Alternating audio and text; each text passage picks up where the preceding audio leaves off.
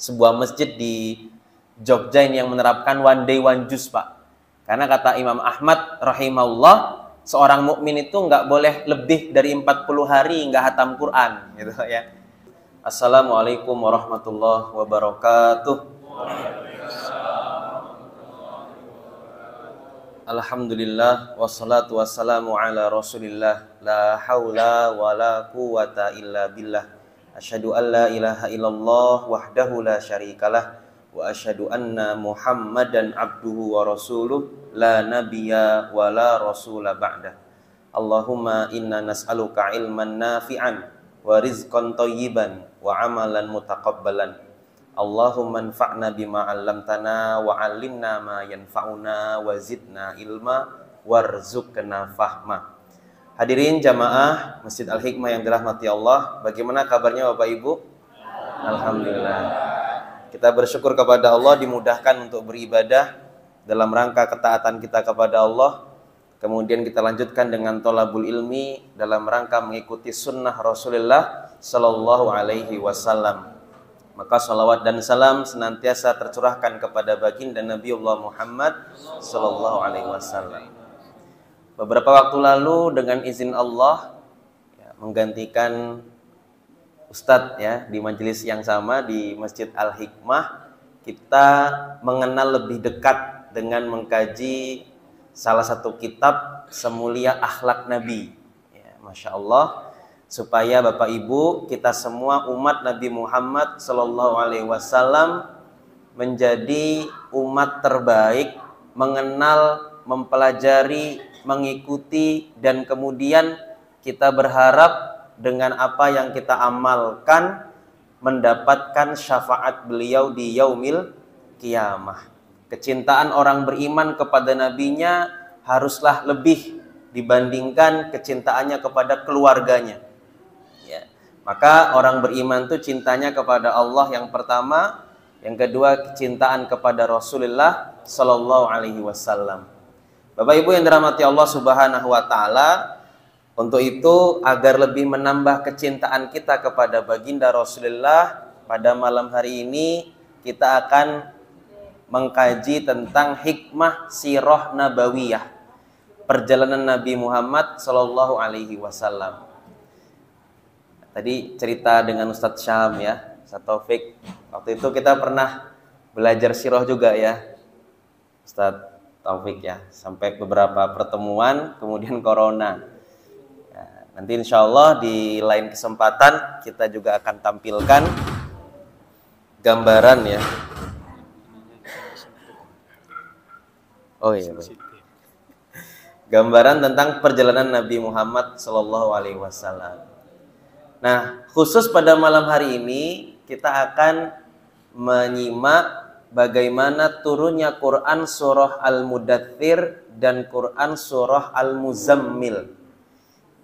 Jadi masuknya sudah Ahdul Makki, fase Mekah.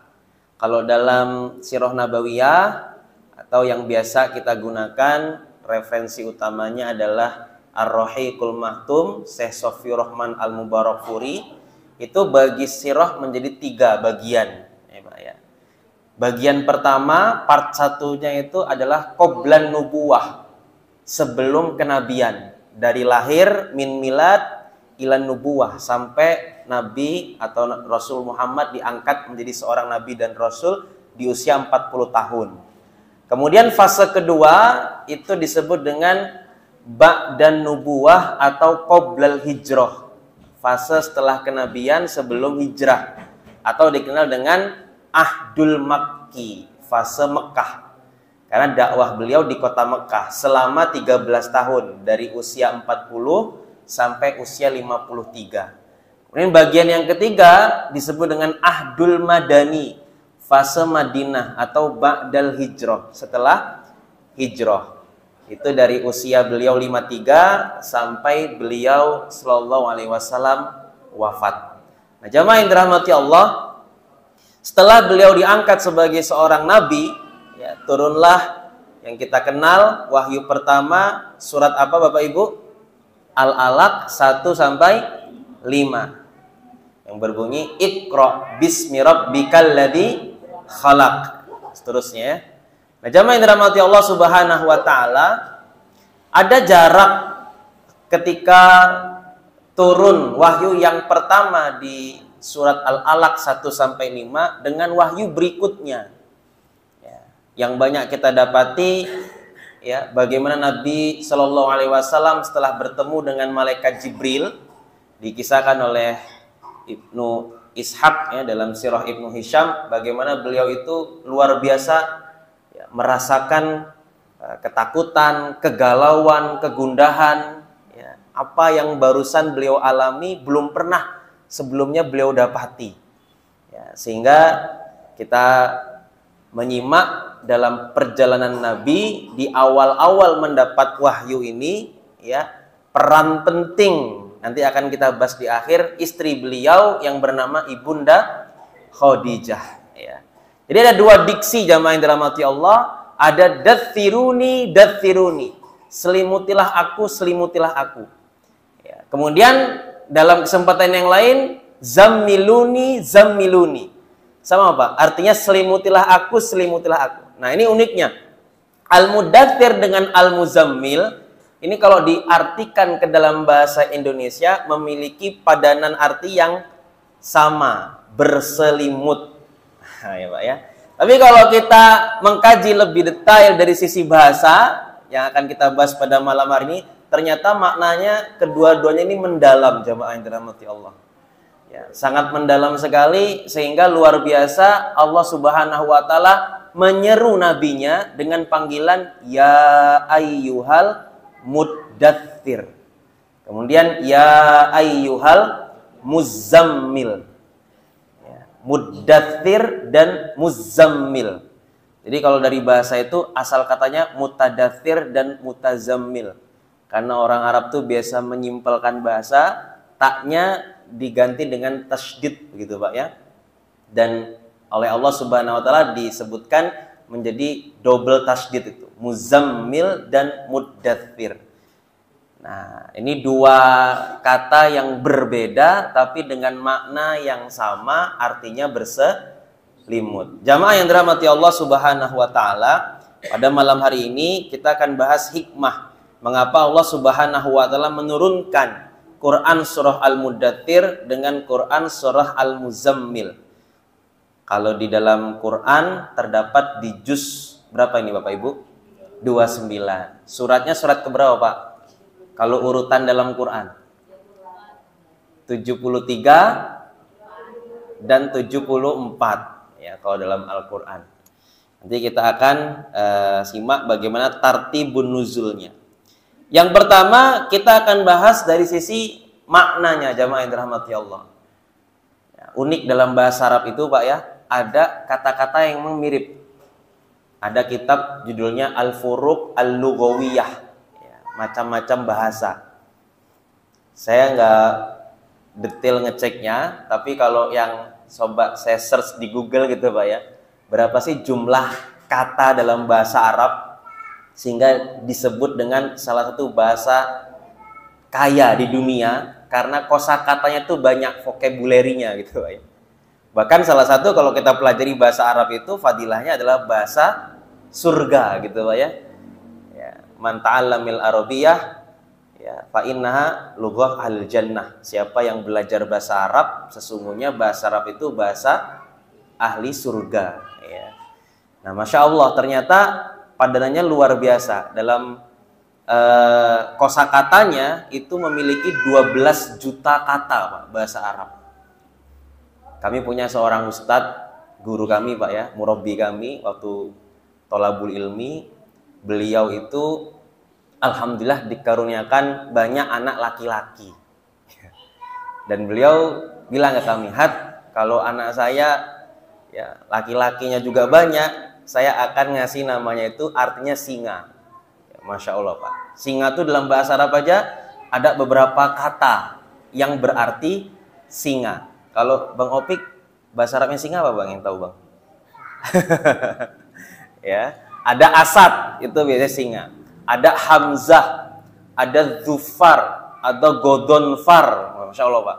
Itu baru 4 yang diketahui ya. Beliau memiliki banyak itu. Jadi singanya itu maknanya banyak. Nah, kemudian dalam kitab Furuq Lughawiyah ini yang berkaitan dengan bahasa Quran, kita sekarang ini Pak ada di majelis ilmu, begitu Pak ya. Nah, majelis itu kan asal katanya jalasa yajlisu. Apa artinya Pak? Duduk, ya. Dalam Quran itu juga disebutkan qa'ada yaq'udu. Artinya juga sama, duduk. Tapi ketika Allah perintahkan kepada kita hambanya, ya, sebagai bentuk keringanan, ya, dalam melaksanakan zikir kepada Allah, ya, dalam Quran itu kalau kita tidak mampu untuk, ya, mohon maaf, dalam keadaan apapun setelah berdiri, kemudian Allah sebutkan faqaidan, ya, dalam keadaan duduk. Itu maknanya dalam bahasa Arab, qa'ada yaq'udu itu duduk yang berubah dari posisi tinggi ke lebih rendah. Nah, itu duduk. Qa'ada yaq'udu. Tapi kalau jalasa yajlisu itu dari posisi rendah ke posisi yang lebih tinggi. Maka kalau dalam Al-Quran Allah sebutkan misalkan ayat yang masyhur itu Pak, tentang yang Allah angkat kepada orang-orang yang beriman dan utul ilma, ya. Wa idza qila lakum tafassahu fil majalis fafsahu, gitu ya. Yafsahillahu lakum. Kalau dikatakan kepada kalian, ya, lapangkanlah, tafassahu fil majalis, di tempat duduk kalian itu, maknanya adalah majelis ilmu, fafsahu. Kemudian Allah lanjutkan, yarfa'illahu alladhina amanu minkum walladhina utul ilma daraja. Allah akan mengangkat, ya, orang-orang yang beriman di antara kalian dan diberikan ilmu oleh Allah Subhanahu wa taala.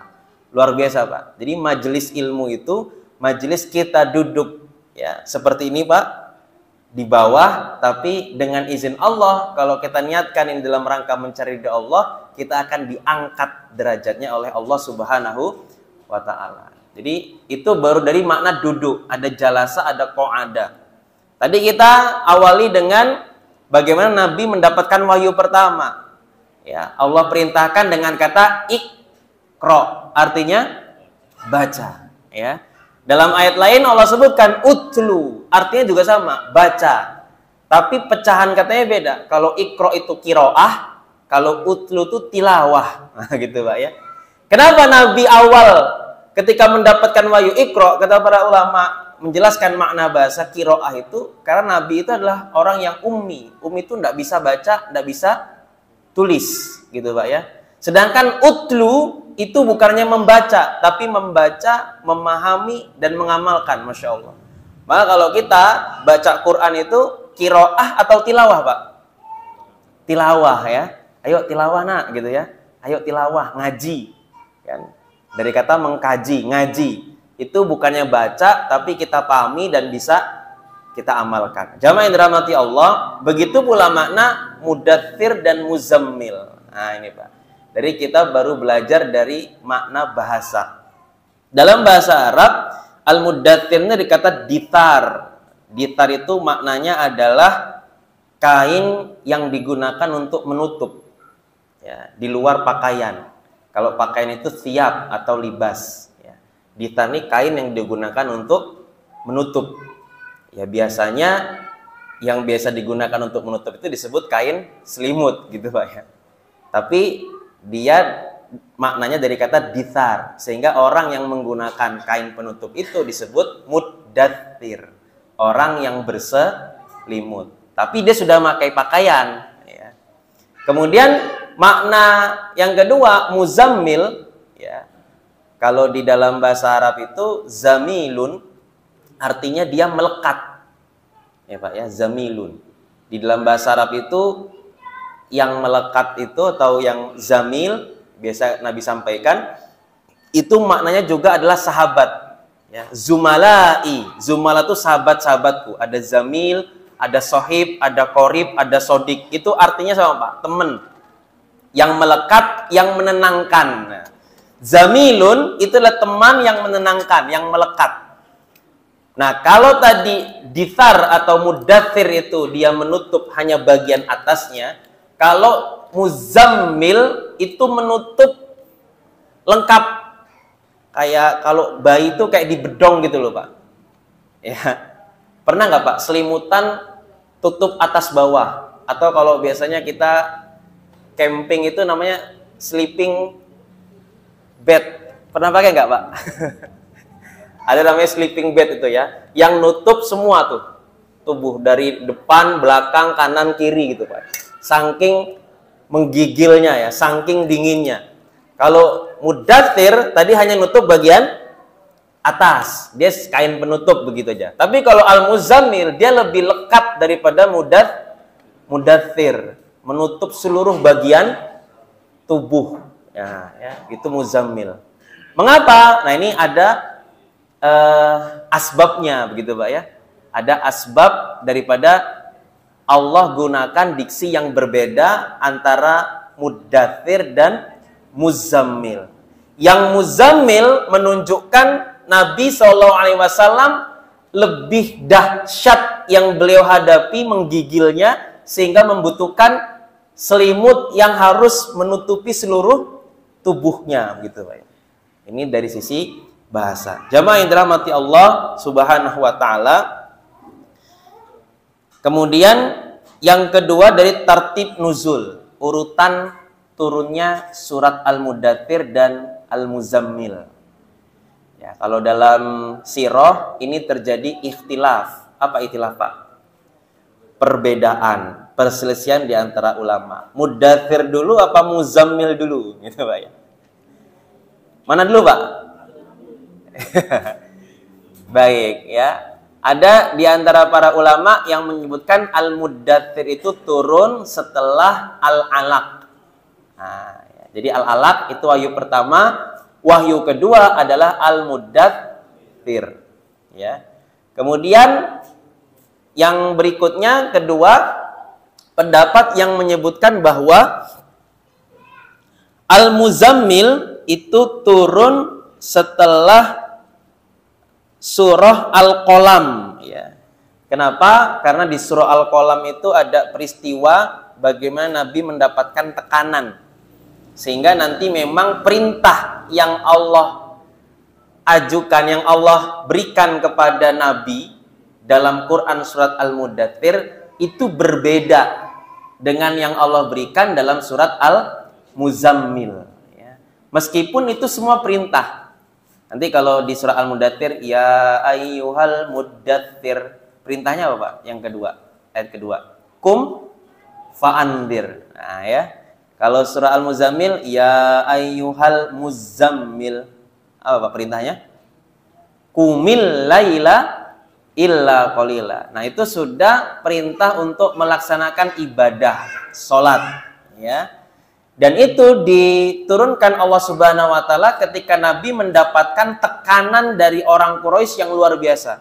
Nun wal qalami wama yasturun ma anta bi ni'mati rabbika bimajnun. Nah, ini, Pak. Ini masuk intervensinya orang Quraisy kepada Nabi di awal-awal dakwah. Nabi itu dikatain majnun. Apa majnun, Pak, artinya? Orang gila, luar biasa ya, Pak ya. Sehingga kalau dalam konteksnya sirah, kita ini masuk dalam sirah nabawiyah di fase Mekah. Fase dakwah pertama namanya dakwah sirriyah.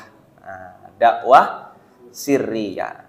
Disebutkan oleh para ulama sirah bahwa surah Al-Mudaththir itu adalah dalil perintah Allah kepada Nabi untuk mulai berdakwah. Yang kedua, surah Al-Mudaththir itu maknanya adalah menguatkan status Nabi sebagai seorang Rasul. Kenapa tadi Nabi bingung, galau, gundah gitu, Pak? Setelah dapat wahyu, karena berikutnya apa yang ingin Rasul sampaikan tuh tidak tahu gitu, Pak ya. Kemudian Allah jelaskan statusnya sebagai Nabi itu kum, bangunlah, bangkitlah untuk apa? Fa'an dir, memberikan peringatan untuk berdakwah. Jamaah yang dirahmati Allah Subhanahu wa taala.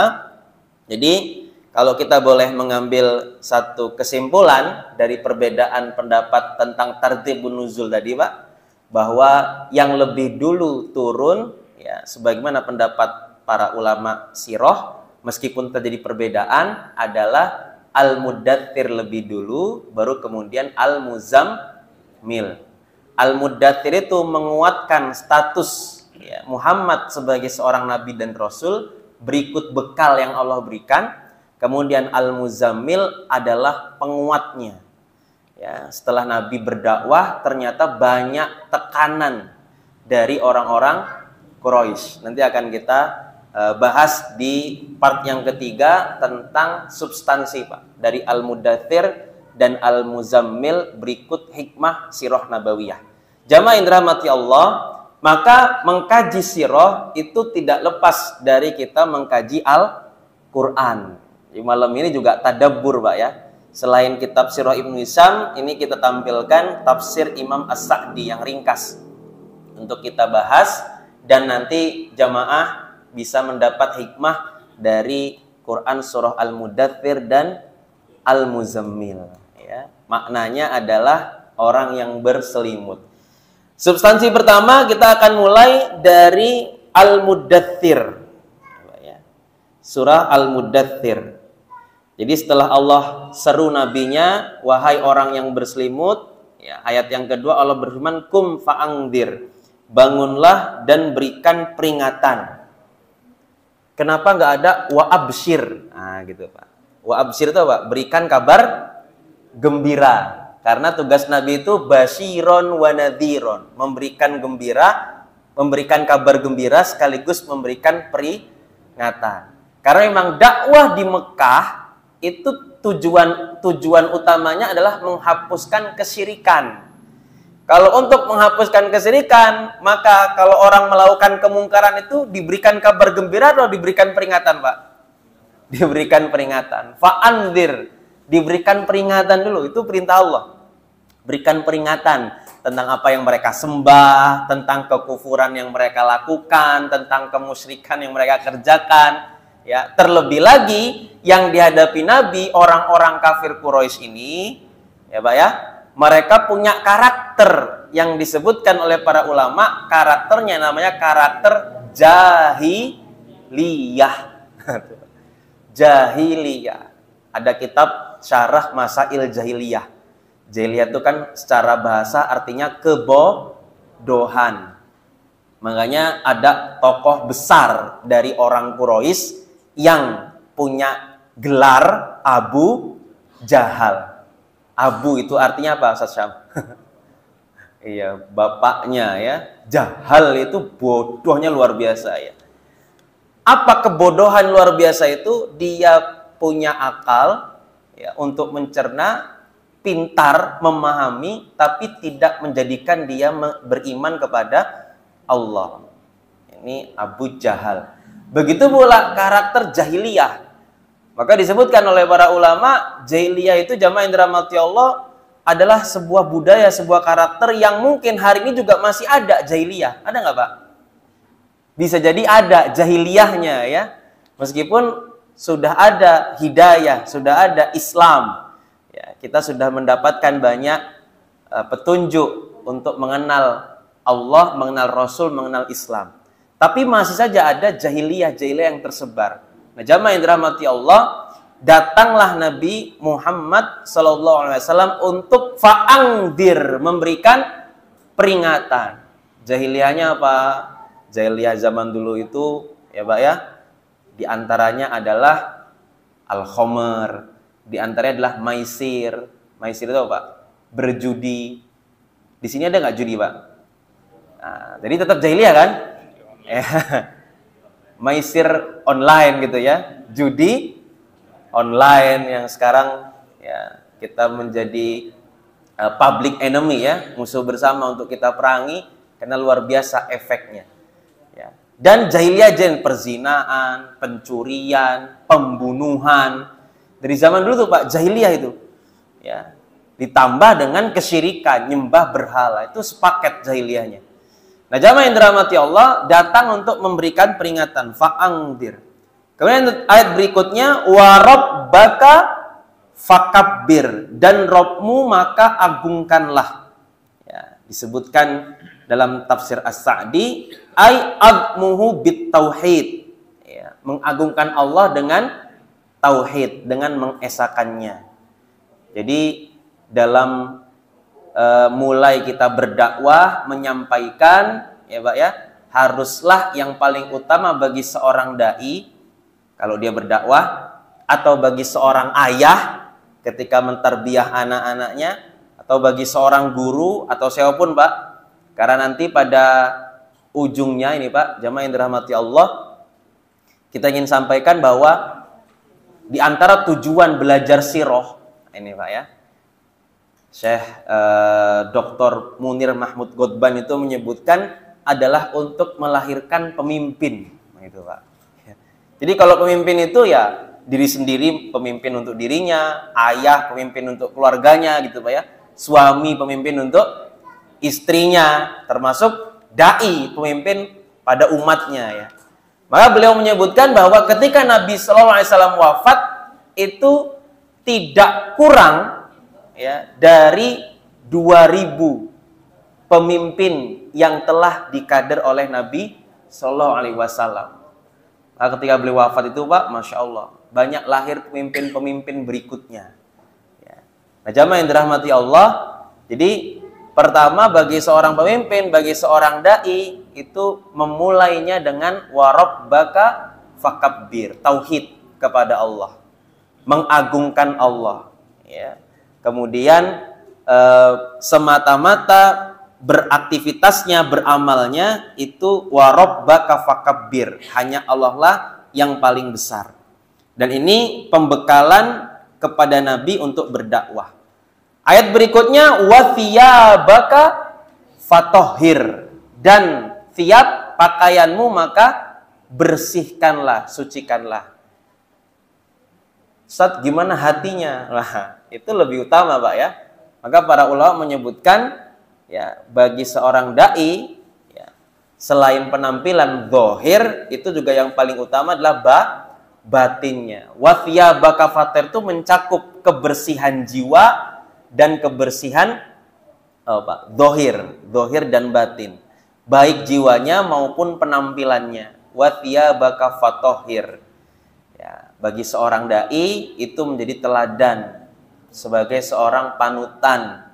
Ya, kalau di pondok itu kita sering bilangin kepada ustadz-ustadz muda gitu ya, belajar menjadi ustadz dilihat oleh santri gitu Pak ya. Atau kalau ngajar itu kan dilihat ya, wa thiyabaka fatahhir. Jadi tampilannya ya, gaya rambutnya, berpakaiannya dicontoh itu Pak. Wah, dicontoh ya.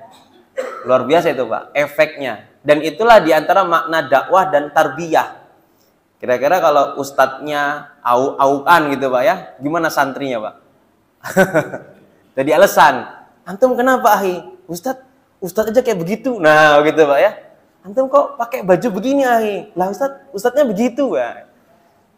Jadi apa Pak? Alasan ya, justifikasi untuk perbuatannya, wa'yadzubillah. Nah, jamaah yang dirahmati Allah, ini bekal Allah kepada nabinya sebagai seorang dai. Wa thiyabaka fatahhir.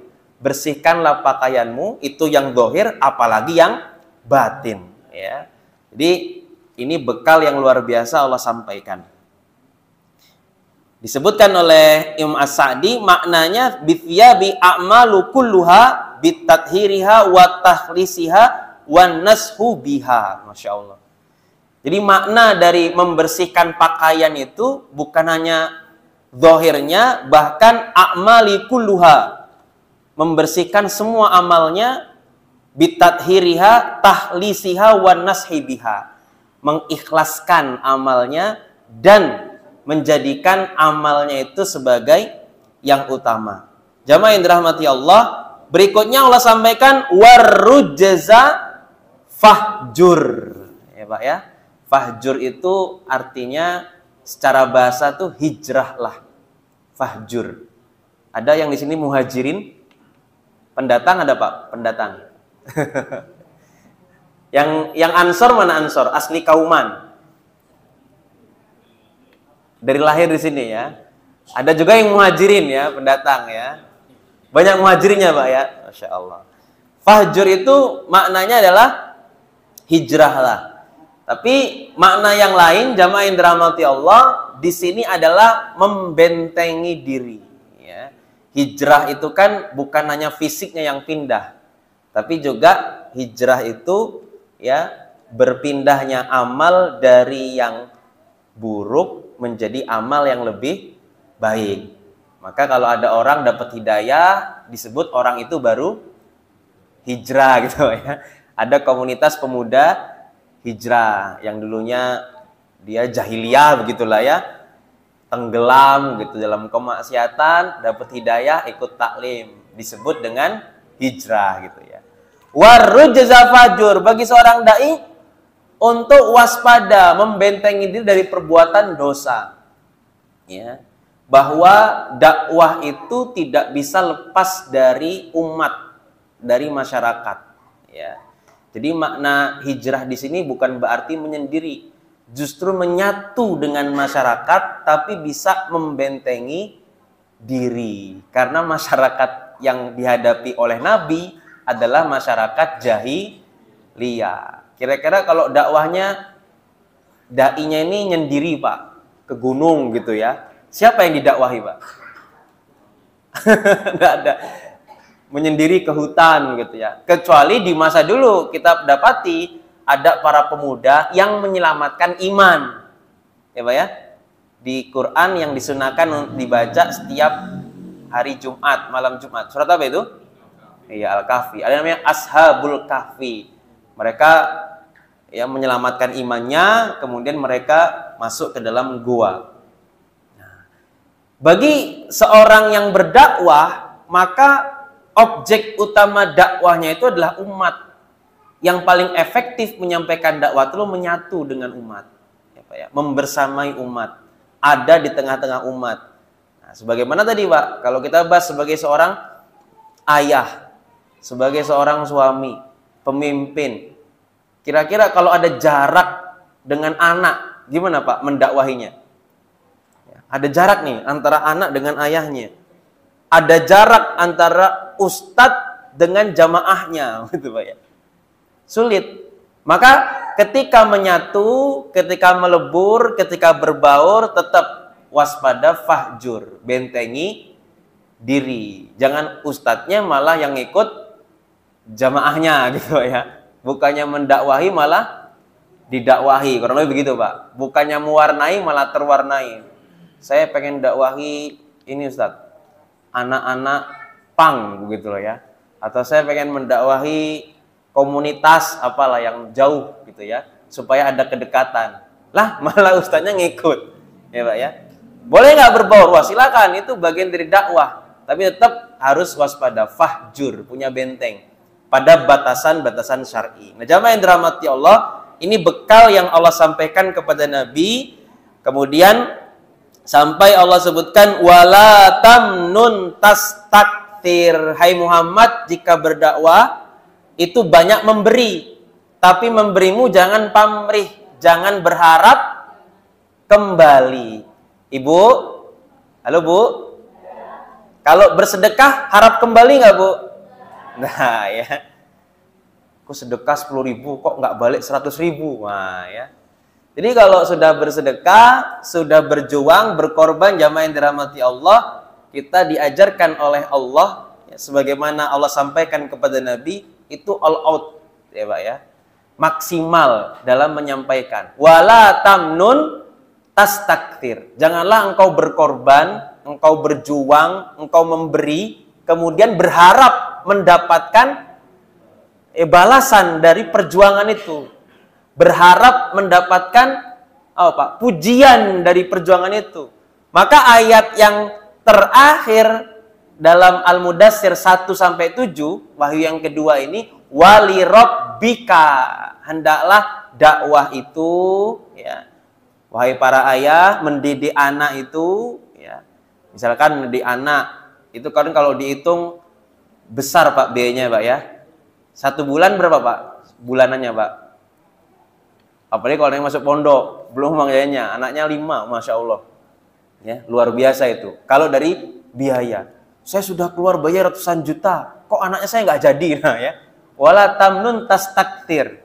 Jadi kalau kita sudah berjuang, berkorban, all out, jangan kita mengharapkan pamrih kembali.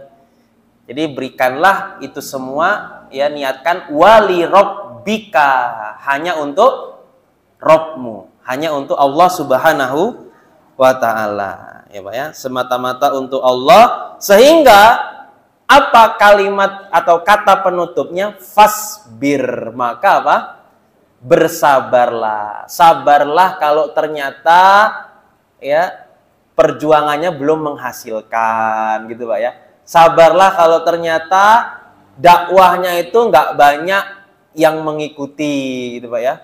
Itu Nabi kan dakwahnya Syria itu Pak. Fasbir, sabar. Ya.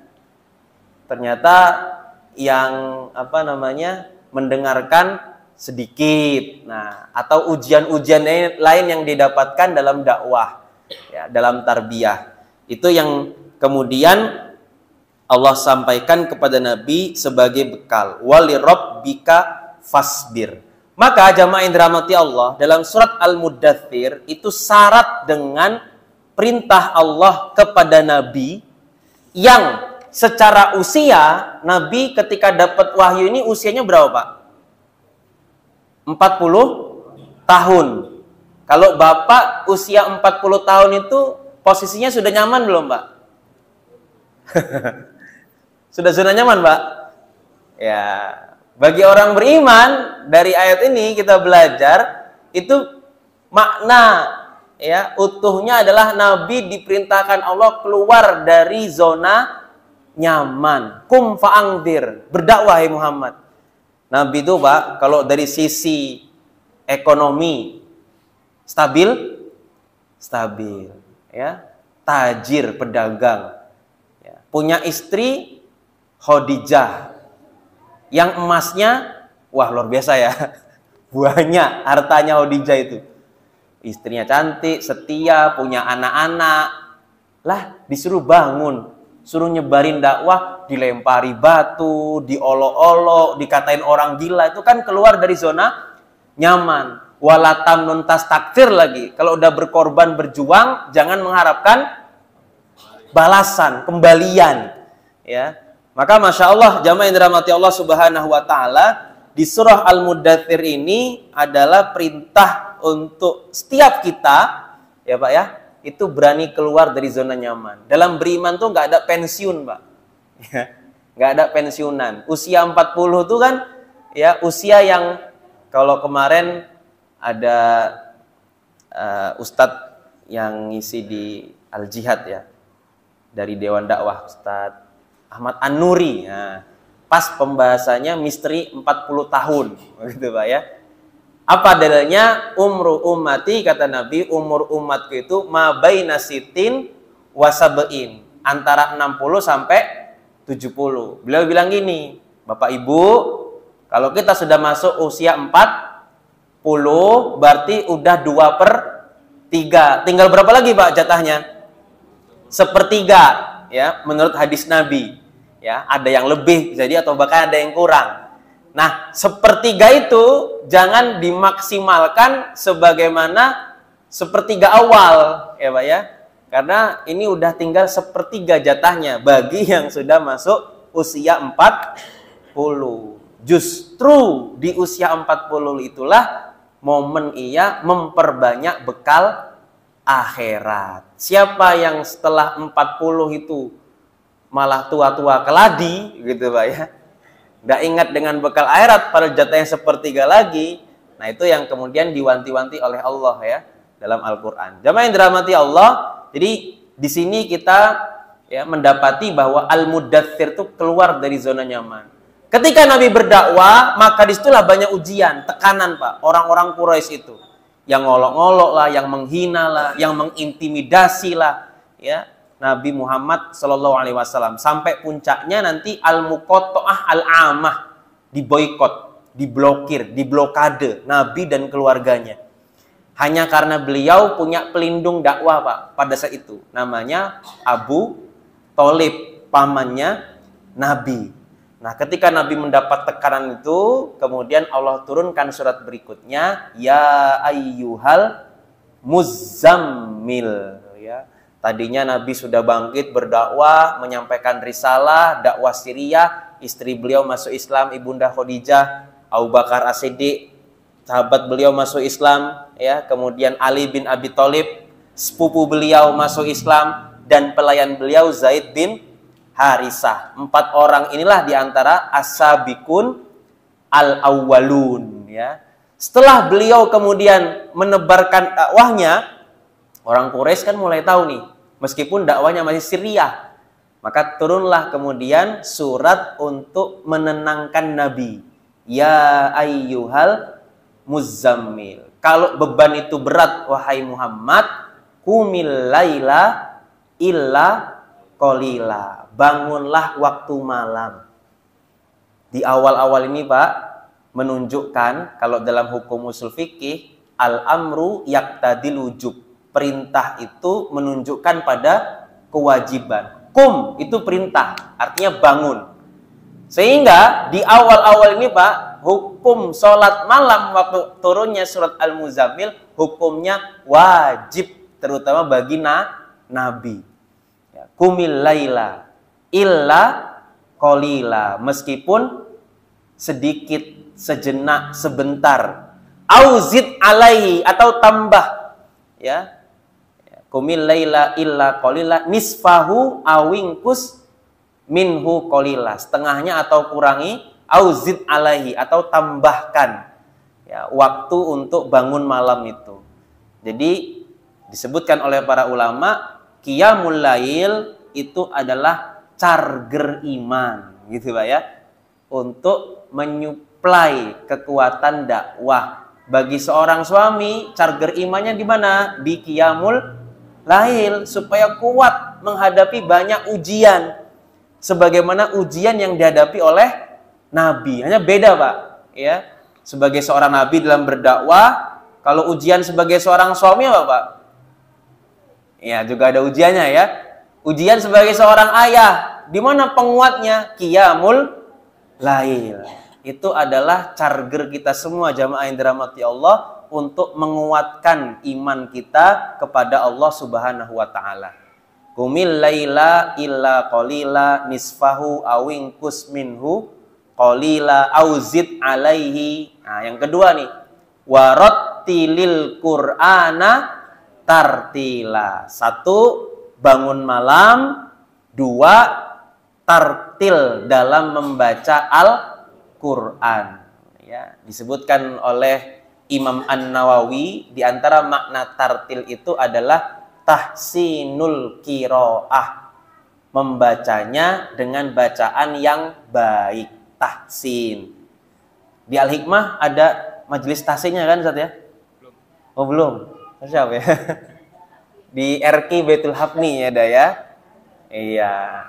Jadi kalau memperbaiki bacaan itu jamaah yang dirahmati Allah, itu lebih ngena nanti ketika kita membaca Al-Qur'an, ya.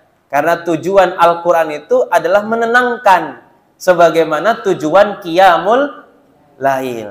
Ya, coba ya Pak, ya, kalau kita itu mafhum mukhalafahnya Pak, pemahaman kebaliknya, kalau kita tuh banyak masalah, kayaknya kok nggak kelar-kelar ujiannya, coba dicek kapan terakhir qiyamul lail Pak. Kapan terakhir tahajud? Bentar lagi Ramadan loh Pak ya. Ini udah Jumadil akhir ya kan? Sudah masuk awal Jumadil akhir. Rajab, Sya'ban, terus Ramadan. Kalau tadi lihat itu berapa? 87 atau 86 hari lagi itu, Masya Allah. Ya, jangan sampai tahajudnya setahun ketika Ramadan ya, selama sebulan. Itu juga kadang bolong-bolong ya. Nah, jamaah yang dirahmati Allah, ini qiyamul lail ya. Dan itu adalah waktu istimewa seorang hamba kepada Robnya. Jadi di mana kekuatan Nabi dalam berdakwah? Ada pada qiyamul lail. Yang kedua, warattil Qur'ana tartila. supaya kita tenang, supaya kita kuat, sabar, teguh dalam perjalanan kita menuju Allah ini, kita tilawatul Quran, ya. Waktu malam itu yang istimewa. Tapi saya pernah dapat jamaah yang dirahmati Allah, sebuah masjid di Jogja ini yang menerapkan one day one juz, Pak. Karena kata Imam Ahmad rahimahullah, seorang mukmin itu nggak boleh lebih dari 40 hari nggak hatam Quran, gitu ya. One day one juz. Tapi ini secara keumuman, tentunya ya disesuaikan dengan kemampuan masing-masing. Yang nggak boleh itu nggak buka Quran sama sekali. Disebutkan oleh para ulama, hukumnya fardu ain tilawatul Quran itu, Pak. Maka di masjid di Jogja itu, setiap selesai sholat, ada Quran di itu ya, Pak ya. Apa namanya nih? Etalase ya. Di sana itu di rak-rak gitu, nanti takmirnya setelah zikir atau sholat sunnah ba'diyah, ngasih Quran ke jamaah. Jamaah yang nggak biasa di sana bingung, ini ngapain gitu, Pak ya. Ternyata rutin di sana itu baca Quran 1 hari 1 juz. Setiap selesai sholat itu baca 2 lembar. Nanti imamnya bilang, kayak misalkan ini sholat maghrib, ya tanggalnya tanggal berapa ini tadi, Pak? Tanggal 3. Berarti juz 3 habis maghrib tadi, lembar ke 7 dan 8, gitulah kurang lebih ya. Silakan jamaah dibuka juz 3 lembar 7 dan 8 gitu, Pak ya. Itu kalau normal 5 sampai 10 menit kelar ya. Nah, jamaah yang dirahmati Allah, apa fungsinya? Untuk kita mendapatkan sakinah, ketenangan. Dan inilah yang disebutkan oleh Allah sebagai bekal Nabi dalam berdakwah. Baru 2, Pak ya, dari soal Muzammil. Masih ada 5 lagi yang Allah sebutkan sebagai bekal Nabi untuk berdakwah. Insya Allah kalau ada kesempatan kita akan lanjutkan di lain waktu. Dan saya kembalikan ke Bang Opik. Billahi taufiq wal hidayah. Assalamualaikum warahmatullahi wabarakatuh. Jazakumullah khairan Ustaz yang sudah menyampaikan tentang sirah yang begitu penting ya. Apalagi tadi membahas pentingnya Quran surat Al-Mudaththir, kemudian Al-Muzammil yang belum selesai. Penasaran ya? Ya, nanti kita akan tunggu episode berikutnya untuk menyelesaikan Quran surat Muzammil. Sirah kita dapat, tetapi juga Al-Quran. Ya, kalau belajar sirah itu kayaknya seluruhnya saja. Akhlak ada, fikihnya ada, akidahnya ada, ya di sirah itu. Nah, ini mudah-mudahan menjadi motivasi bagi kita, apalagi yang sudah umur 40, jangan lagi tidak menjadikan diri bermanfaat, kurang lebih begitulah kira-kira. Agar kita di akhir hidup nanti terhitung orang-orang yang mendapatkan kebaikan Allah Subhanahu wa taala. Kita tutup majelis kita dengan membaca hamdalah dan doa kafaratul majelis. Alhamdulillahirabbil alamin. Subhanakallahumma wa bihamdika asyhadu an la ilaha illa anta astaghfiruka wa atubu ilaik. Billahi taufiq wal hidayah. Assalamualaikum warahmatullahi wabarakatuh. هبت كالريح كالريح كالريح قوية جبت كالنار كالنار كالنار مضية